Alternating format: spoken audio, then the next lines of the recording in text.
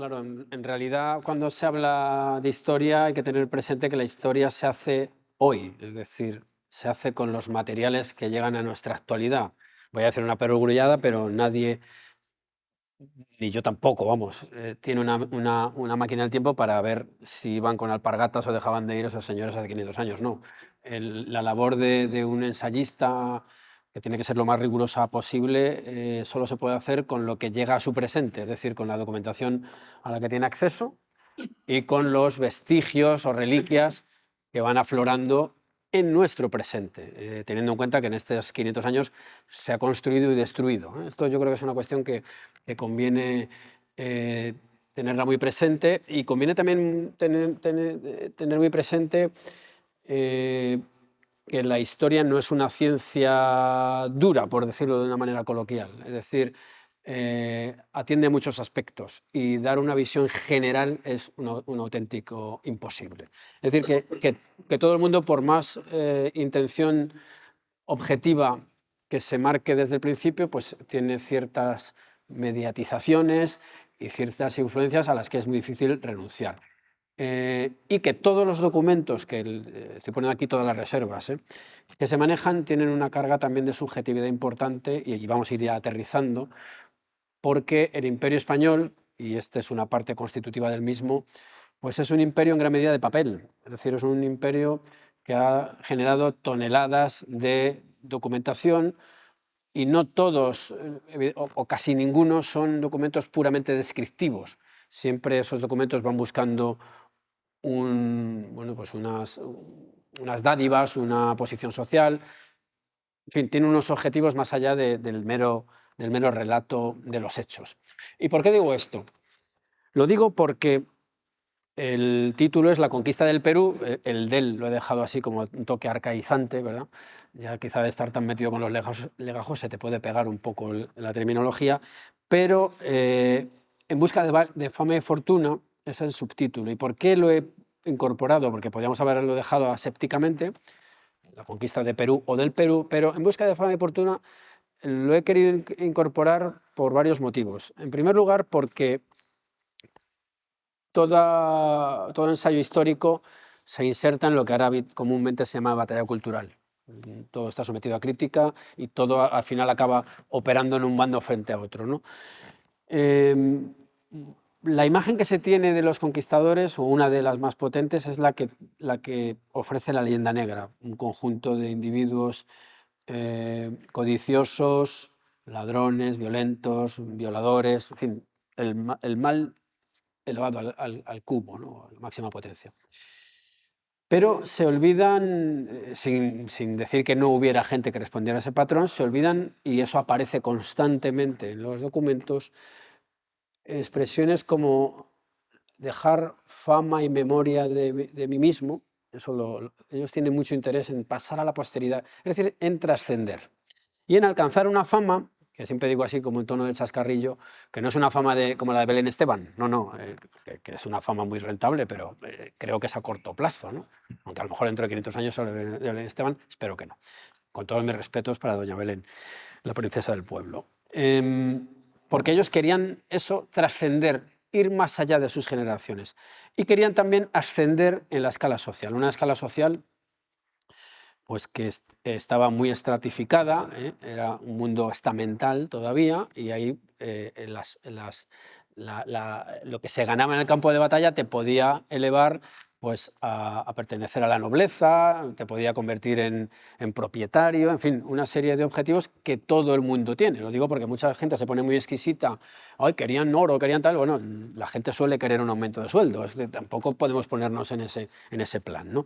Entonces, la fama era un objetivo que está presente en todos ellos. Incluso es una fama hecha por emulación de los héroes clásicos, que de algún modo estaban en la ideología del momento. Estaban no solamente por lo que había en el papel escrito,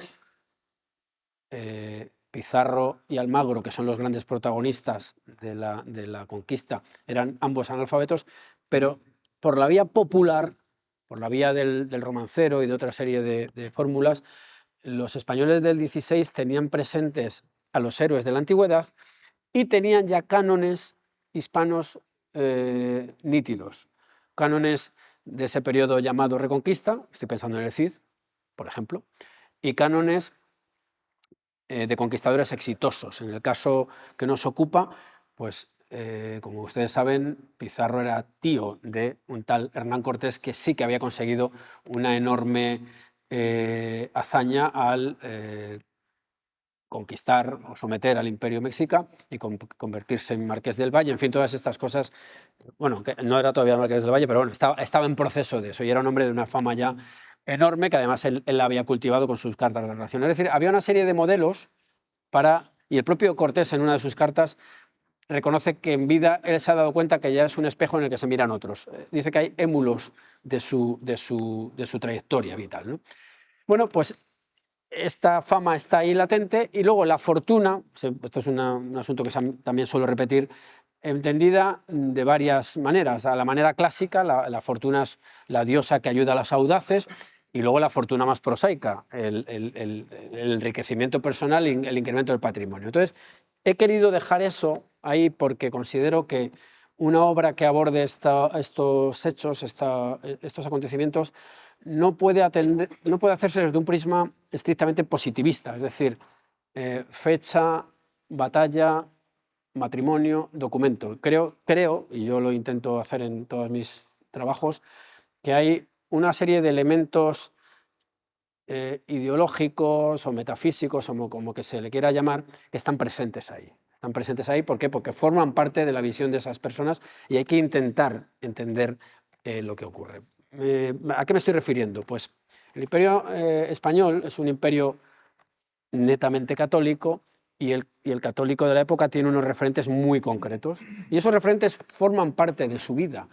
Un ejemplo muy clásico, la figura de Santiago Matamoros, que se transforma en Santiago Mataindios enemigos, ahora abordaremos ese tema, pues está presente. Y de hecho, en la batalla de Centla, que es la primera que tiene Cortés, hablo de Cortés, pero porque son hechos paralelos, dicen que pudo aparecer un caballero blanco. Bueno, es evidente que no, pero está ahí. De hecho, Bernal del Castillo hace un sarcasmo diciendo: yo, como soy tan pecador, no pude verlo. Como diciendo, a mí se me hurtó esa imagen, pero no la niego. Bueno, esto es un toque un poco humorístico, pero con ello lo que quiero ilustrar es que ellos creían en un dios que era superior a los dioses aberrantes, desde la perspectiva de un católico de la época, a los que adoraban esos pueblos. En el caso mexica, los dioses zoomorfos recordaban a las religiones secundarias, hablando en terminología materialista, o incluso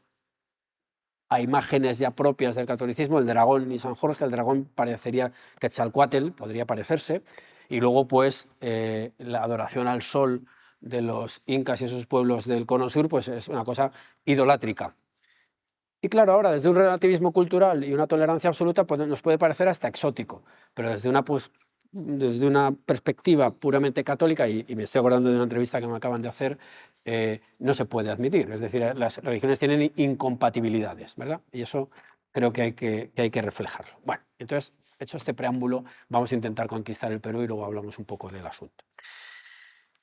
En la década de los 20 del siglo XVI tenemos ya asentados en el Caribe, vamos a llamarlo así, en tierra firme, que sería la zona de Venezuela, y en Panamá una serie de españoles que han fundado pueblos, han fundado cabildos, se ha implantado la iglesia, que empiezan a ver unas áreas de expansión.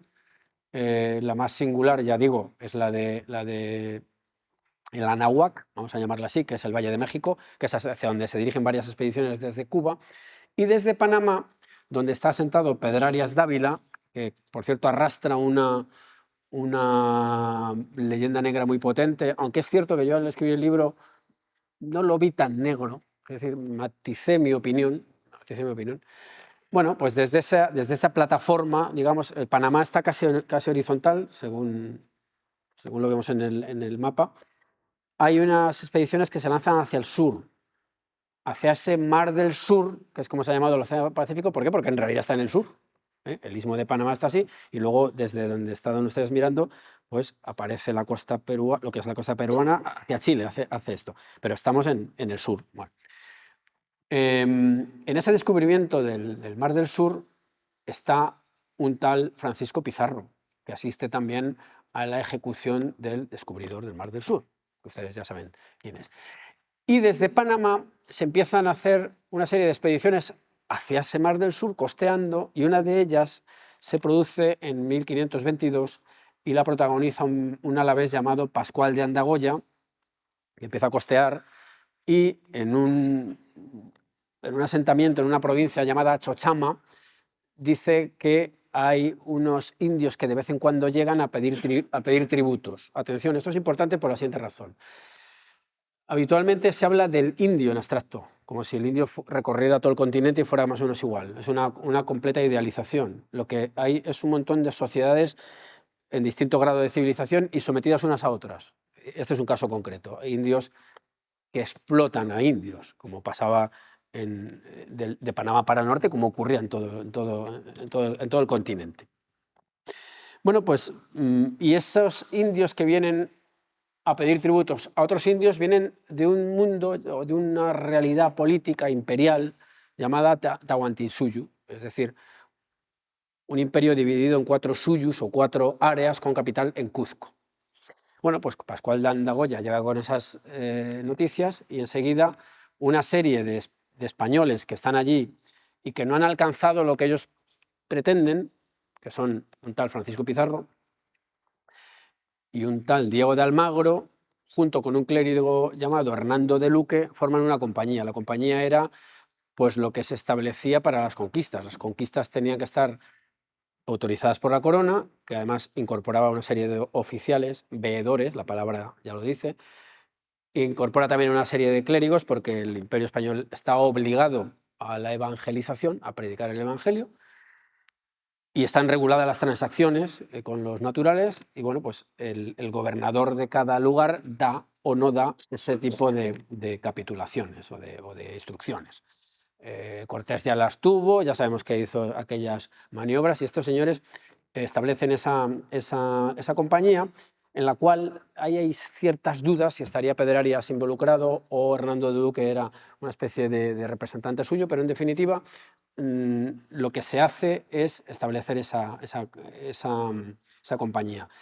La punta de lanza de la compañía será Francisco Pizarro y en la retaguardia estará Diego de Almagro, como si fuera el encargado de la logística, el encargado de conseguir víveres. Pongámonos también en las circunstancias del momento. Es muy fácil decir, ¿tantos caballos? Bueno, es que no es fácil conseguir un caballo en aquella época, ni barato tampoco. Es que no es fácil conseguir provisiones. Es que hay que ponerse, como decías, en el pellejo de aquellos hombres que evidentemente, en Bermudas probablemente sí fueran, porque haría calor, pero no tenían el celular ni tenían, por supuesto, una línea aérea, sino que había que adentrarse en un mundo completamente desconocido, con todos los peligros que ello conlleva. Bueno, pues esa primera avanzadilla, voy a decir los números para que tengamos un mínimo de noción de la escala de esas armadas. Esa avanzadilla la componen 112 españoles, unos cuantos indios de servicio, 4 caballos y perros. El perro es un animal de guerra también, y es un animal alimenticio. De hecho, cuando se descubre el Amazonas por parte de Orellana, es una expedición en la cual, están aquí llamando, hay que decir que estamos ocupados, en la cual Gonzalo Pizarro se queda en la retaguardia y acaba teniéndose que comer los caballos, los perros, es decir, las situaciones son esas, así de crudas. Bueno, pues esta primera expedición que llega a un sitio cuyo nombre ilustra muy bien la situación, el Puerto del Hambre, es repelida por los naturales, por los indios, y el propio Pizarro recibe varias heridas y bueno, están en trance de muerte muchos de ellos. Un tercio de la expedición muere. Lo digo también porque, insisto, nos quedamos con la imagen del vencedor, pero por el camino se queda mucha gente. Bueno, lo que se hace es seguir investigando qué posibilidades hay. Se pide a Nicolás de Rivera, uno de los integrantes, que regrese a esa plataforma que es Panamá. ¿Para qué? Para volver con más refuerzos. y acabará viniendo, ¿quién? Diego de Almagro, que se cruza, por cierto, con ese buque que sube y él baja, y en otro de los ataques pierde un ojo. Pierde un ojo y queda tuerto. Orellana también está.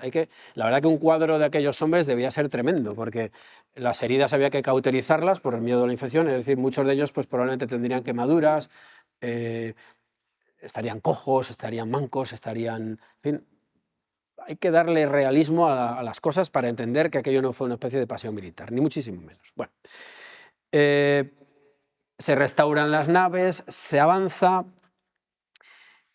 y siguen los enfrentamientos con los indios. ¿Y por qué siguen? Pues por una razón muy sencilla, porque muy al contrario de lo que dicta la leyenda negra, según la cual aquello era el paraíso terrenal y llegan una especie de aguafiestas, que son los españoles, no, en absoluto. Los indios se defienden, como es lógico y normal, no hay nada anormal. Bueno, pues esta serie de tentativas nos van a conducir, voy a intentar ir deprisa porque si no me voy a enrollar mucho, creo, porque veo que esto va corriendo, nos van a llevar a un episodio importantísimo que tiene que ver con el subtítulo.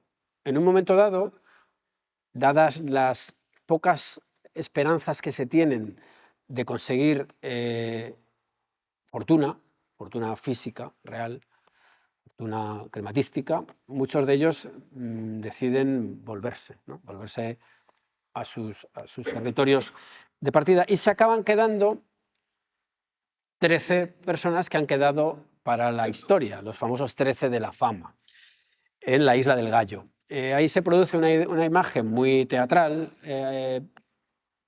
no sabemos si es exactamente cómo es, pero vamos, es tan sencilla como que 13 de ellos cruzan una raya que traza con su espada Pizarro en el suelo y dice, según dijo,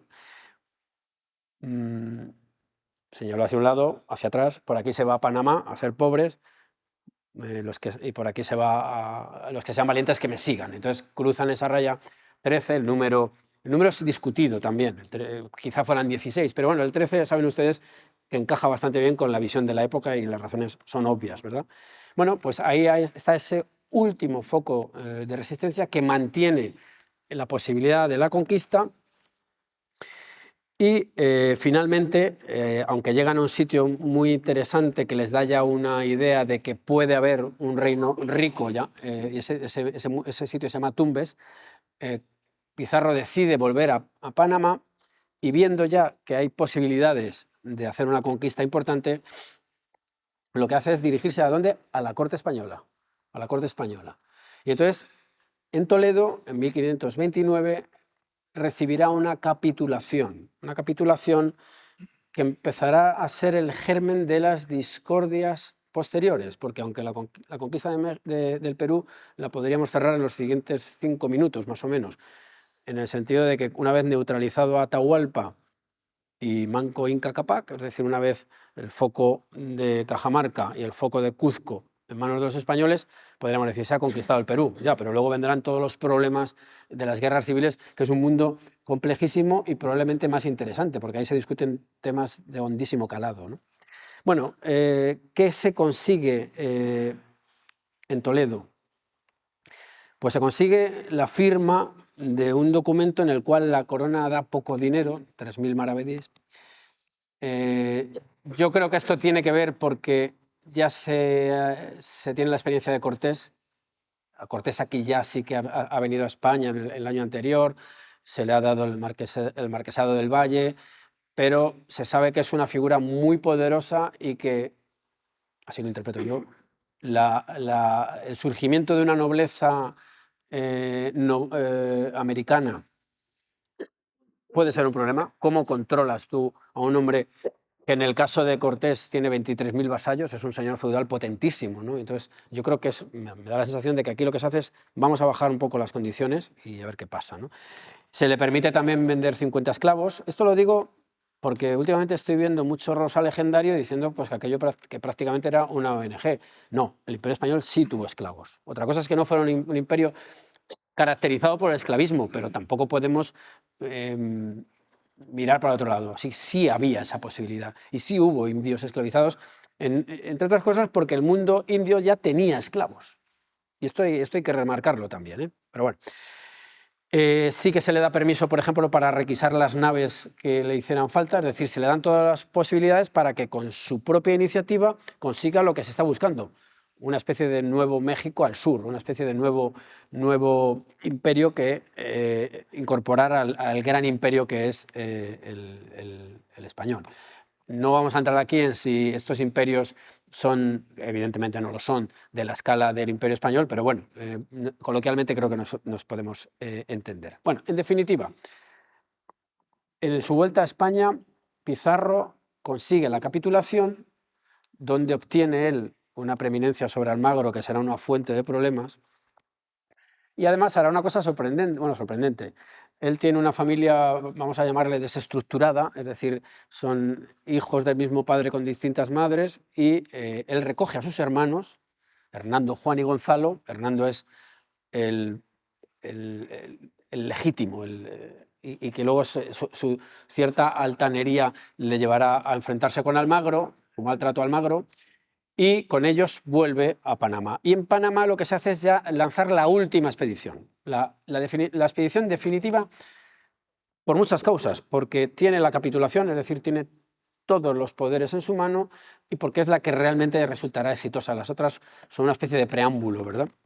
Bueno, cifras que siempre conviene tenerlas presentes. El 20 de enero de 1531, la Armada definitiva lleva 180 hombres y 37 caballos.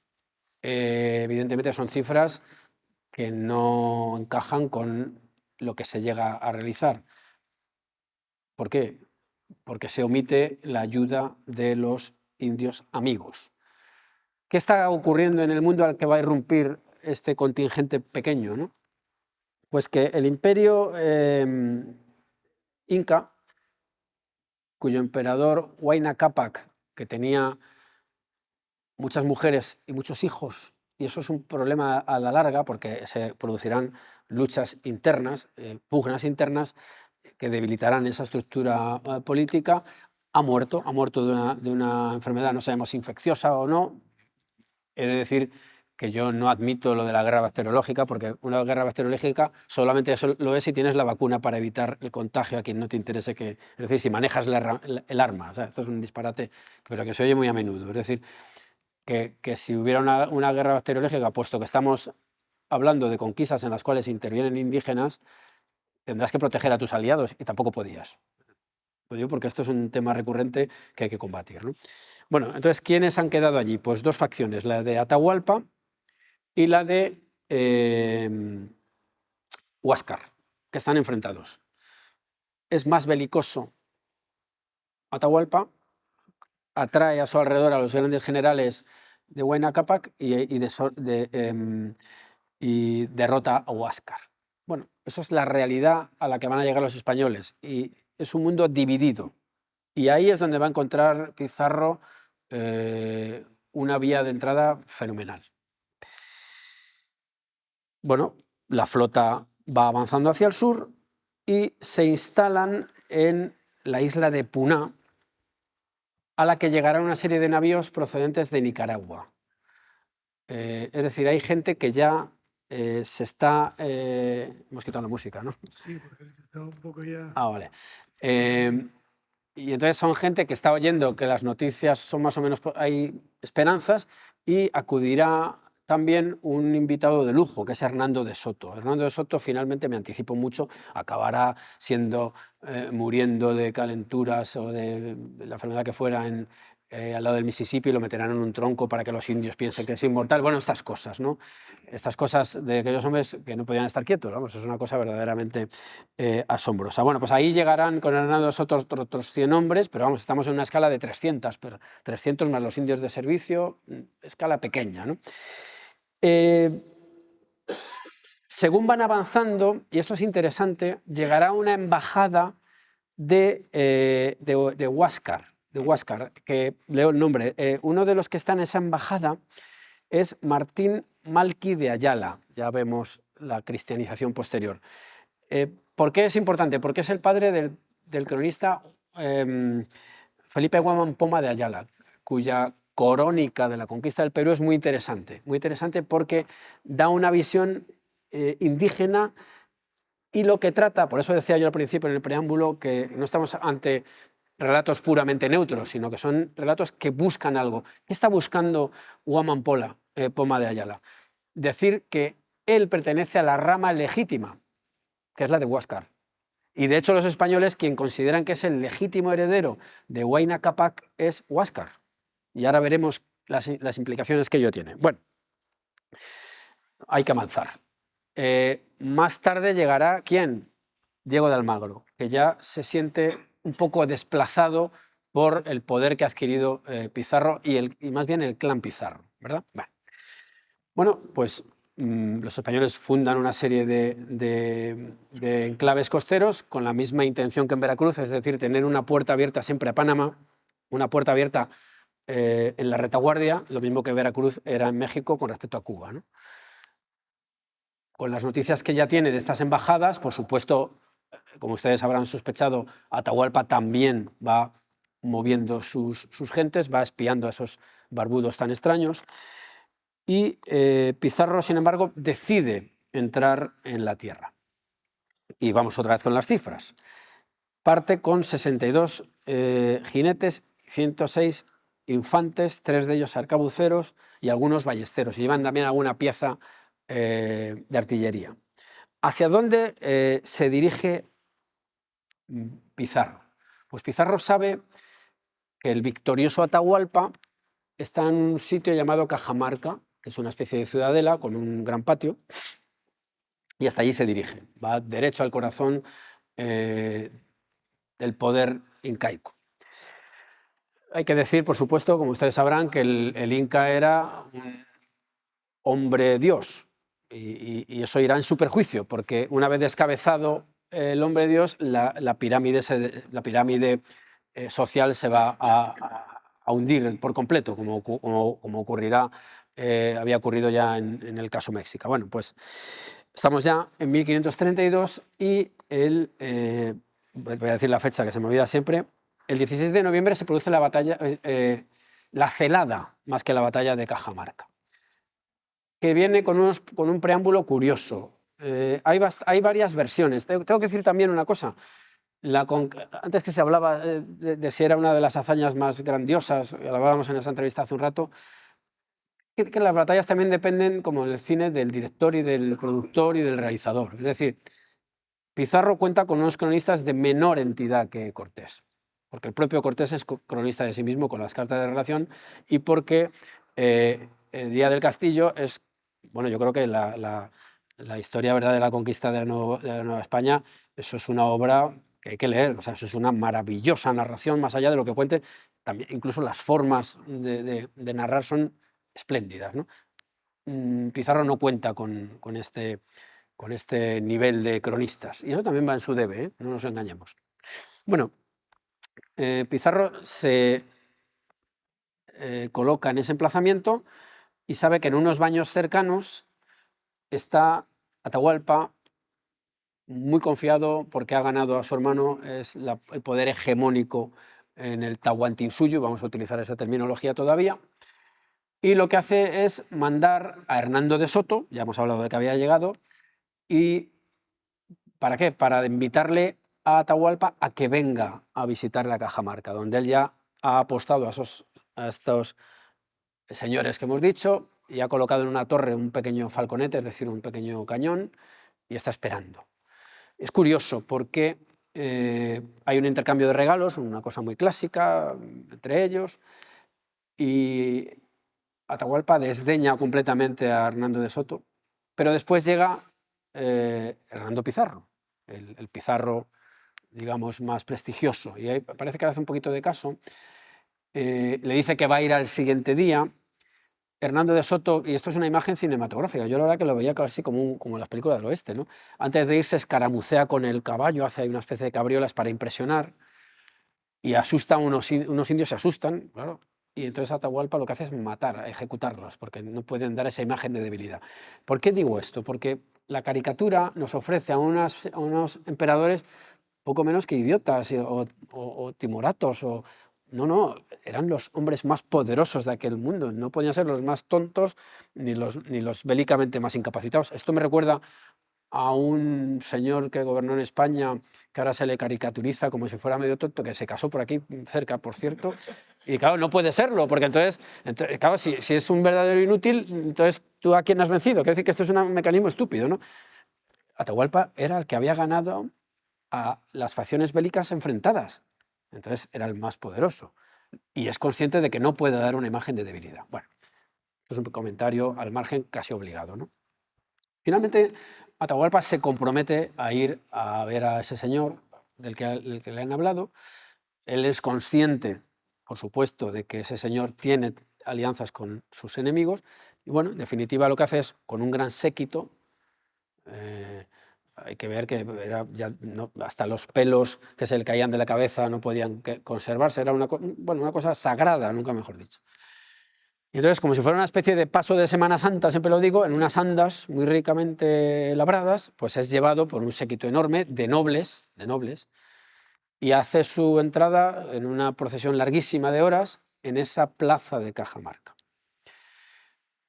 Hay que decir una cosa, me adelanto un poco, porque yo creo que la historia se la saben ustedes todos, ¿no? Lo que va a ocurrir es previsible, ¿no? Algunos de los nobles que llevan esas andas, yo tengo documentado en el libro uno en concreto, de cuyo nombre no es que no quiera acordarme, es que no me acuerdo, pero porque son nombres muy complejos. Ese señor, que era noble, lo digo para ver qué pasa después.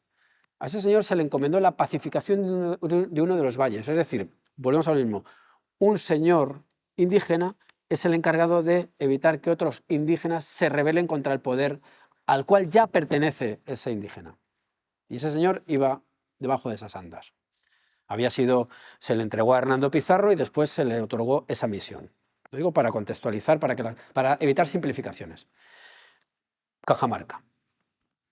Bueno, pues Cajamarca hay que entender que viene ese semidios y los españoles están en unos soportales escondidos. Atahualpa cree que se enfrenta a una chusma que va a aniquilar. Las crónicas dicen literalmente que algunos se mearon encima de miedo. Lo digo para darle la crudeza que tiene todo esto. Es que insisto en la crudeza porque es que son simplificaciones constantes las que vemos, ¿no? Las corazas relucientes. No, hay que ver el mundo tan complejo al que se enfrentaron. Bueno, entra Atahualpa y un clérigo que iba con ellos se le acerca, Fray Vicente, que le digo es Fray Martín, Fray Vicente de Valverde, perdón, y le da la Biblia aquí los cronistas no se ponen de acuerdo, puede ser un libro de horas, bueno, un libro religioso, vamos a dejarlo ahí. Le ofrece el libro a Atahualpa y aquí se producen una serie de choques tremendos, ¿no? Lo primero, un libro es un objeto completamente desconocido para un hombre de esa época. Es como si a Pizarro le hubieran dado pues un móvil y diría, ¿esto qué es? ¿No? O sea, es un objeto fuera de su mundo. Pero para el religioso es la palabra de Dios, del Dios verdadero, para que vean ustedes el choque tan enorme, ¿no? Y entonces Atahualpa lo que hace es cogerlo, dicen que si pensó que podía hablarle el libro, y lo que hace es tirarlo. ¿Cómo se interpreta esto? De varias formas. Una, si es un mero objeto, que es un regalo, él está rechazando un objeto, es un regalo que rechaza, pero claro, la interpretación más trascendente, más profunda es, lo que está rechazando es la palabra de Dios que contiene ese libro. Y entonces, es así como lo interpreta Fray Vicente de Valverde, y entonces en ese momento se dispara el cañón, salen de los soportales esos españoles y atrapan a Atahualpa. Y tienen en su poder al hombre más, valga la redundancia, poderoso de aquella tierra. Bueno, se queda preso, se le cautiva, y él ofrece un rescate a cambio de su libertad. Un rescate que es curioso, yo lo he dicho alguna vez porque me parece una idea atractiva. Si Pizarro estableció una línea horizontal en el suelo para ver quién la cruzaba, él en la estancia, por cierto, muy bonito el depósito, parece una obra romana, ¿verdad? Traza una línea en la pared y dice, hasta aquí llenaré de tesoros esta estancia. y entonces seré libre. Bueno, empiezan a llegar tesoros, pero no llegan en esa cantidad ni en ese flujo que ellos esperaban.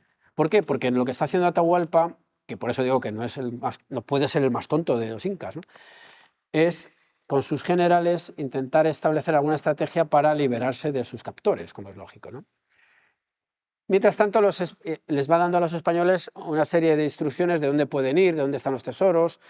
Uno de ellos va a buscarlo Hernando Pizarro, otros españoles, que se encuentran con un general inca, me parece que es Quisquis, que trae capturado y como si fuera un animal a Huáscar. Y Huáscar es asesinado. ¿Y a quién se acusa de ese asesinato? A un Atahualpa que además finge estar abatido por lo que él ha ordenado. Entonces, ¿qué ocurrirá con Atahualpa? Que es estrangulado como pena por haber cometido alta traición. Vuelvo aquí a lo de antes. Huáscar es el que ellos creen que es legítimo, o al menos así se presenta, ¿no? ¿Qué ocurre entonces? Aparece ahí claro, ya tenemos el panorama más o menos despejado. Se ha acabado con las dos cabezas del imperio y aparentemente la cosa está tranquila. Pero no está tranquila porque a Cajamarca llegará quien, Diego de Almagro, que viene persiguiendo las huellas de su socio favorecido, ¿no? Y se encuentran con que en el reparto que se hace del botín, este reparto se hace solo de los que han estado en la jornada de Cajamarca, porque aducen que ha sido ganado en un acto de guerra y que los que se han jugado el tipo son ellos y no los que vienen después. Y ahí ya aumenta la crispación, ¿no? Es cierto que Pizarro lo que intenta es compensar. Esto me recuerda mucho a lo que hizo Cortés. Hago muchos paralelismos para que se vea que las mentalidades son similares, ¿no?, con los que vienen con Pánfilo de Narváez, que les da muchas dádivas. ¿Para qué? Para evitar desafectos, ¿no? Bueno, pues ahí se produce, ya digo, un nuevo elemento de fricción. Lo siguiente que se hace, ¿qué es? Pues ir al corazón, nunca mejor dicho, pero mejor dicho al ombligo, que es como se consideraba, del imperio, que es Cuzco. Cuzco, que tiene una ciudadela impresionante, y Cuzco es tomado. Y allí aparecerá, por el maltrato que se le da, una figura rebelde, que es la de Manco Inca Cápac. Manco Inca, que tras ser, ya digo, muy maltratado, y es miembro de esa nobleza incaica, lo que hará es decir que va a una expedición y rebelarse. Y lo que hará, voy a ir un poco más deprisa porque me estoy riendo mucho, lo que hará es poner en sitio y en jaque directamente a Cuzco. Y está a punto de tomarlo, ¿eh? Está a punto de tomarlo. Y aún perdiendo, se encuentra con una posibilidad que luego finalmente no cuaja, que es las conversaciones que tuvo Diego de Almagro. ¿Por qué? Porque Diego de Almagro ha conseguido que se le dé también una tierra, que son 200 leguas, a partir de la jurisdicción de Pizarro. Y aquí nos encontramos con un problema mayúsculo. Es uno de los problemas del Imperio Español, que es el de medir el mundo, sí, de claro. Es que hay que tener en cuenta que es un territorio del que no hay cartografía, que se va haciendo, o sea, se va construyendo aquella realidad. Del mismo modo que se construyó, sí, se sabía que la Tierra era redonda, pero quien abre esa ruta realmente es Elcano. Quien demuestra que el estrecho, vale, es una redundancia, claro, que el estrecho de Magallanes es tan estrecho, es Magallanes, ¿pero por qué? Porque va buscando una salida y la acaba encontrando. Y en este caso pasa lo mismo. ¿Dónde cae Cuzco? ¿Está en mi jurisdicción? ¿No está en la mía?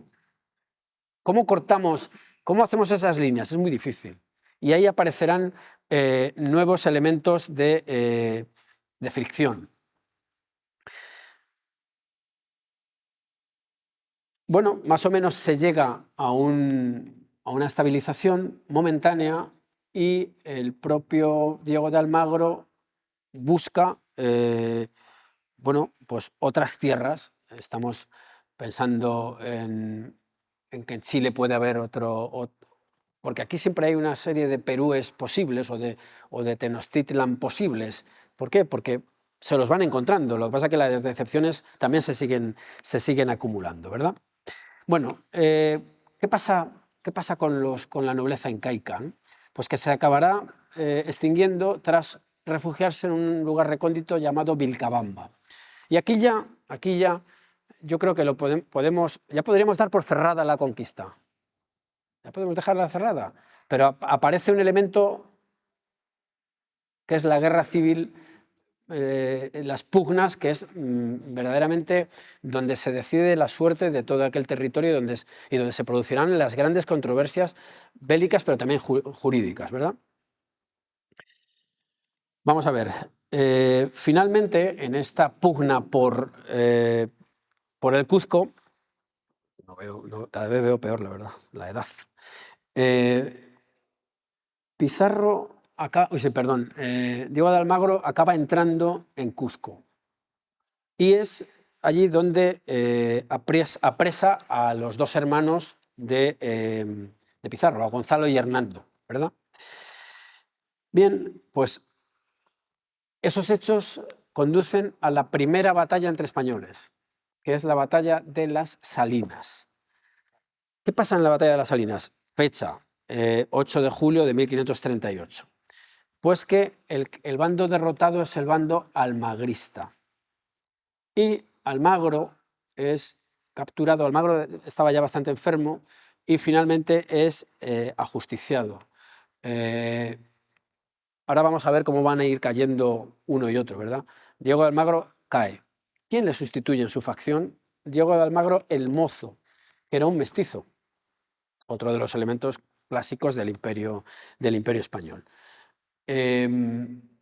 La facción almagrista, ahora dividiremos todo entre almagristas y pizarristas. La facción almagrista coge a ese joven como sucesor de su padre, aunque es manejado por quién, pues por la camarilla, digamos, que estaba al principio rodeando a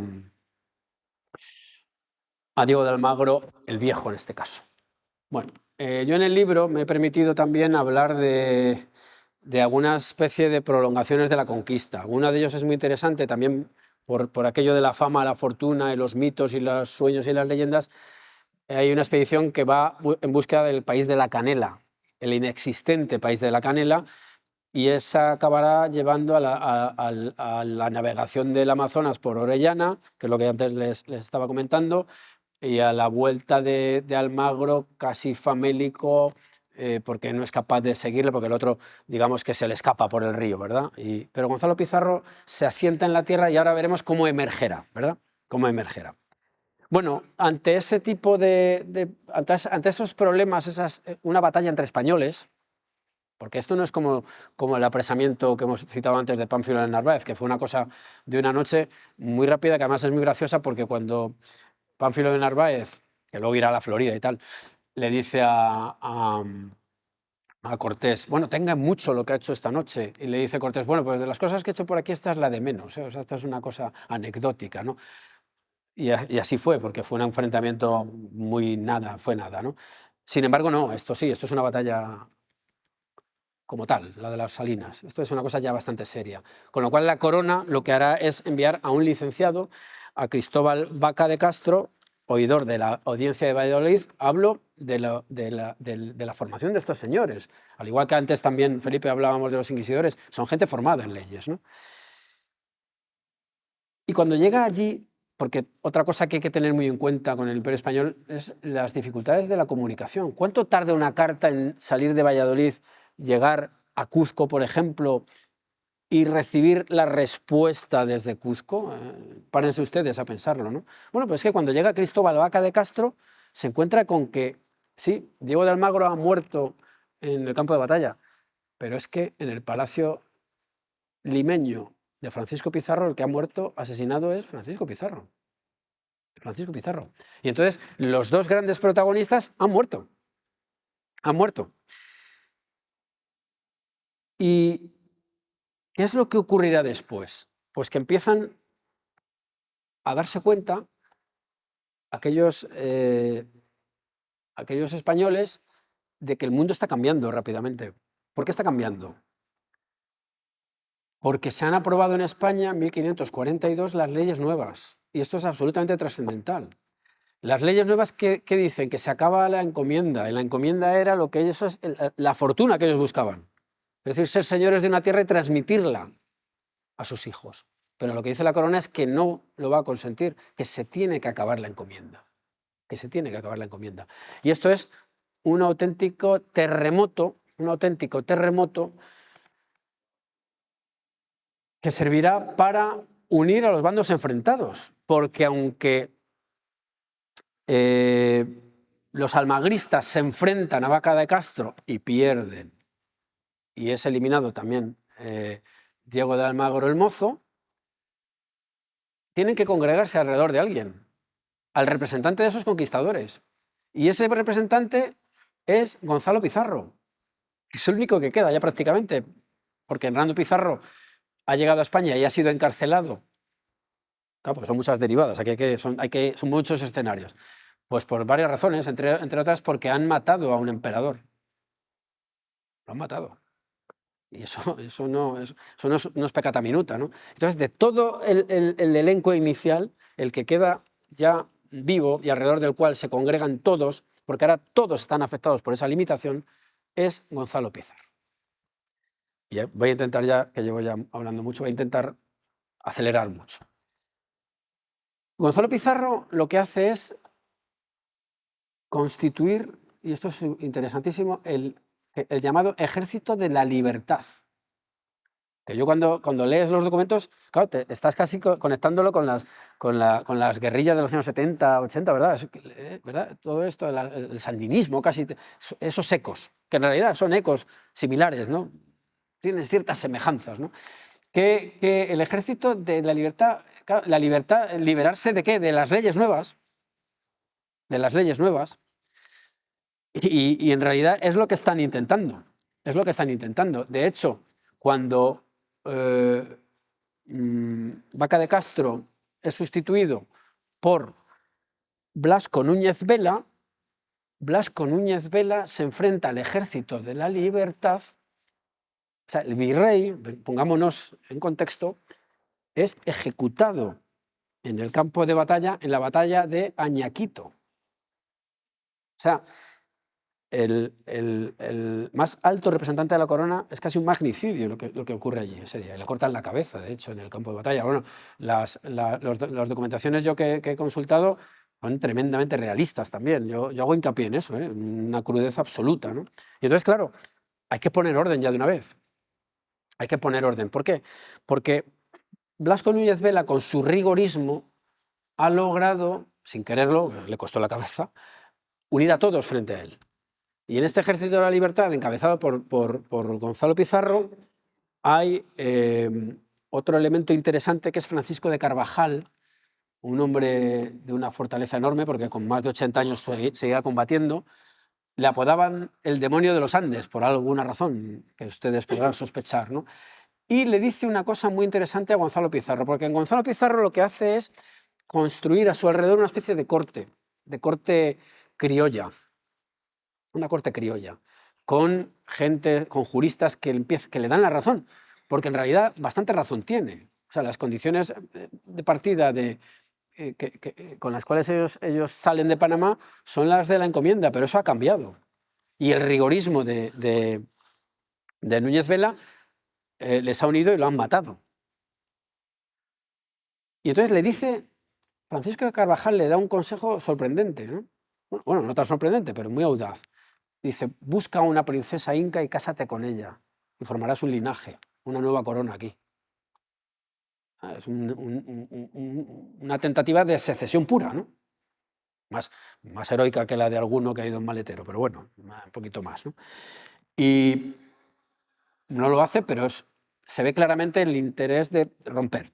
Bueno, Pedro de la Gasca, que es inquisidor, por cierto, es más prudente. Y entonces lo que trata es de negociar de algún modo con esos conquistadores, suspende la extinción de la encomienda, pero estos señores ya se han hecho muy fuertes. Y entonces hay una escena muy interesante que a mí, por cierto, me recordaba al corazón de las tinieblas, a lo de Kipling, ¿no? Y es esa especie de señor que está en las profundidades de una selva y tal. Y es que Gonzalo Pizarro ha configurado, como digo, una corte a su alrededor, con hombres, con juristas, con hombres de iglesia que le están dando la razón, con ese consejero llamado Francisco de Carvajal. Y lo que hace, cuando se entera de que vienen a por él, propone que hundan el barco del enviado del emperador. O sea, es ya de un nivel de podemos llamarle soberbia, o como mínimo de seguridad en que tiene el poder tremendo, ¿no? Pero bueno, el caso es que lo que hace la Gasca es enviar a un emisario, y ese emisario atraviesa una serie de estancias. Ya digo que es muy cinematográfica la narración de los hechos, la verdad que lo es. Y entonces encuentra al fondo a esa especie de consejo de notables con Gonzalo Pizarro a la cabeza. Y entonces le dice, bueno, ¿qué queréis? Y él dice, aprobación de lo hecho. Me lo estoy más o menos recordando, casi literal. Lo hecho es que han matado al virrey. Y dice, porque el emperador prácticamente vive del oro de Perú. Y entonces le contesta muy bien el emisario, no sé si era Palomino, me parece que se apellidaba. Dice, mira, con el oro que viene del Perú, el emperador no tiene ni para leña y tocino en sus cocinas. El dinero viene de los bancos italianos, más o menos le viene a decir. Y no pasa nada, mantienen esa cortesía tan extraña de aquella época, no, quiero decir, no lo matan, de hecho le hacen un juego de cañas, al final una especie de fiestas, venga, y bueno, pues nada, ya nos veremos y tal. Ellos firmes en su posición. Y entonces el emisario llega y le dice a la Gasca que estos señores no ceden en absoluto.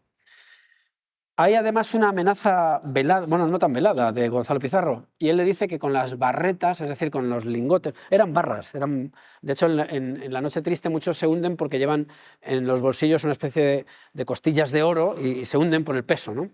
Es como una metáfora de la codicia, ¿no? Y él lo que dice, Gonzalo Pizarro, dice, es con el oro que yo tengo puedo sobornar a tus soldados. O sea, que la cosa se pone difícil, ¿no? Bueno, regresan, hay un enfrentamiento que ganan todavía estos Pizarro y Carvajal, y finalmente, aquí ya sí que si no, ya llevo una hora hablando prácticamente, el 9 de abril de 1548 en Jaquijajuana, Gonzalo Pizarro y Carvajal son derrotados en el campo de batalla y evidentemente son ajusticiados como corresponde a la justicia de la época. Bien, y ya cierro. Aquí se ha llegado ya a una especie de pacificación, porque es el elemento rebelde, el ejército de la libertad ha sido neutralizado. Ojo, porque ese ejército de la libertad, este brote de rebelión, llegó incluso a la Nueva España, ¿eh? Y estuvo involucrado Martín Cortés. Y de hecho los secuaces, palabra muy utilizada en este contexto, de Martín Cortés, que lo habían erigido ¿en qué? En el símbolo del primer conquistador. Es una especie de Martín Cortés, no el mestizo, el legítimo, que se salvó por ser vos quien sois, ¿no? Es una especie de Diego de Almagro el Mozo a la mexicana, si nos damos cuenta del paralelismo, ¿no? Y esa llama pudo prender y ser de unas consecuencias tremendas, ¿no? Bueno, pues aquí hemos llegado a la extinción de los brotes, de los brotes más importantes de rebelión, porque yo quise dejar uno, también porque con la leyenda negra se basa en imágenes, básicamente, o es el elemento de difusión más importante. Lo que hace Lope de Aguirre, con esta famosa película de Herzog, es algo similar. Es un hombre descontento con lo que, bueno, con toda su brutalidad que nadie va a negar, ¿no? Pero él lo que dice es que él ha peleado por un mundo que se le ha hundido delante de sus propios ojos, ¿no? Y en realidad él pretende hacer lo mismo a otra escala porque no puede. Y hay otros brotes, ¿no? que los dejo ahí puestos ahí, porque creo que son, para no enfocarlo todo en Gonzalo Pizarro. ¿Qué ocurrirá después? Pues que llegaron sucesivos virreyes, el primero de ellos, muy importante, es Antonio de Mendoza, que ya lo había sido de la Nueva España, es decir, que viene con una experiencia previa, ya viene muy viejo, ya muy cascado y tal, y quiere hacer una cosa que la corona también demuestra su visión realista de las cosas. Él quiere que el virreinato se convierta en hereditario para que lo herede Francisco Mendoza, el indio porque ha nacido en las Indias. Curioso, porque Antonio de Mendoza, de los Mendoza que estaban asentados en Granada, y esto es una cosa que conviene para ver todo aquel mundo al que estamos intentando acercarnos. Cuando se le nombra virrey, se le da una instrucción diciendo: y deje de vestir a la morisca. Es decir, hay que dar otra imagen allí, para que veamos un poco cómo son estas cosas. Y la corona lo que hace es cortar de raíz esa pretensión de que, claro, porque si no sería otra monarquía, otro linaje, también lo corta. Y ya cierro. Bueno, yo he prestado mucha atención también a las instrucciones sucesivas que van recibiendo los virreyes. Una de ellas, la quiero apuntar muy brevemente, es la que tiene que ver con las minas. He reproducido las instrucciones que se dan, no recuerdo en este momento a cuál de los virreyes, en las explotaciones mineras. Bueno, la jornada es de sol a sol. Asturias es un territorio minero y seguramente ustedes, alguno tiene un antepasado minero que viviría en el siglo XX o trabajó en el siglo XX, ¿no? Bueno, las jornadas del siglo XVI eran de sol a sol. Me imagino que en Asturias eran muy parecidas. Tenían un descanso para la comida de 1 hora, etcétera, etcétera. Y atención a un par de datos. Solamente 2. Uno, en las instrucciones pone que si un indio descubre una mina, puede ser él el minero. Minero no es el picador, es el dueño de la mina. O sea, un indio sí puede tener una mina. Lo digo porque nos han robado el oro. Bueno, si ese oro es del indio, el indio se queda. En fin, salvo lo que es de la corona, que evidentemente es de la corona, y salvo el IVA de la época, que es el quinto real, que es un 20%. Por cierto, más bajo que el actual. Pero también dicen que cuando esté la mayor concentración de indios trabajadores en la boca de la mina, se les lean en buena lengua, es decir, en la lengua que conocen, que es el quechua, los mineros, sus derechos. O sea, yo no estoy diciendo que la mina sea una maravilla, es un trabajo durísimo y lo seguirá siendo probablemente siempre, pero lo que estoy diciendo es que hay una regulación. ¿Quiere esto decir que no se la saltó nadie? No, hombre, no. Todo el mundo se saltó el semáforo, pero si te pillan te sancionan. Lo que hay son unas instrucciones para la minería que siglos después el propio Humboldt las elogió, como diciendo: oye, los mineros del Perú tienen mejores condiciones que los de Alemania. Simplemente como pincelada. Y acabo. He cerrado el libro en la llegada de Francisco de Toledo, llamado no por casualidad el Solón del Perú, es decir, como un modelo de hombre justo de la Grecia clásica. Este hombre lo que hace es un recorrido por todos los territorios para ver en qué condiciones está todo. Hace una gran visita. Y en esa visita aparecerá un elemento providencialista, que no voy a contarlo todo, para dejar un poco de suspense, y es un indio que dice ser una figura divina y que de algún modo profetiza la hegemonía indígena, una especie de preámbulo del indigenismo, por la vía católica. Es verdad que el indigenismo actual va por otras vías, pero ahí queda uno de esos indigenismos posibles. Y yo tengo ya muy poco más que decir, agradecerles la atención prestada y podemos hablar o discutir o preguntar o lo que sea. Así que gracias. Una horita.